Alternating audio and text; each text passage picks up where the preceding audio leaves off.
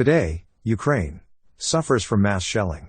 Kyiv, Lviv, Dnipro, Vinnytsia, Zaporizhzhia are under the aggressor's blows. Missiles and drones are aimed at Khmelnytskyi, Frankiv Oblast, Sumy Oblast, Kharkiv Oblast, Zhytomyr Oblast, Kirovohrad Oblast, the south of Ukraine.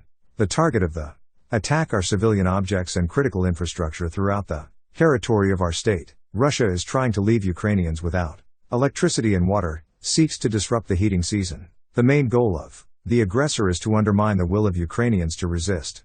The Russian regime seeks to sow panic and chaos among peaceful residents of Ukraine.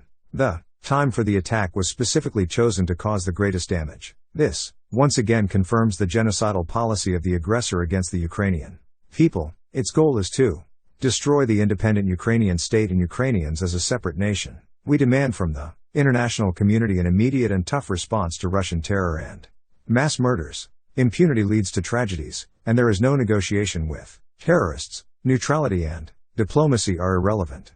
It's time to leave baseless talk about how to negotiate with Russia. It is necessary to unite and together resist the aggressor.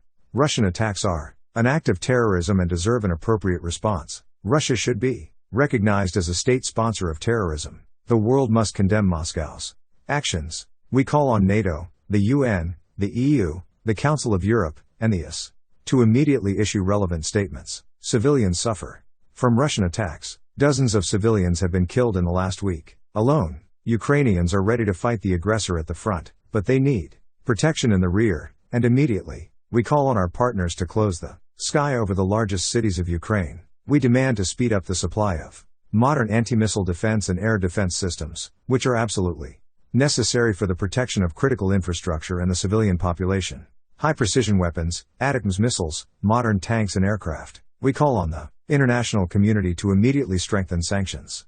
We must leave Russia without the funds used to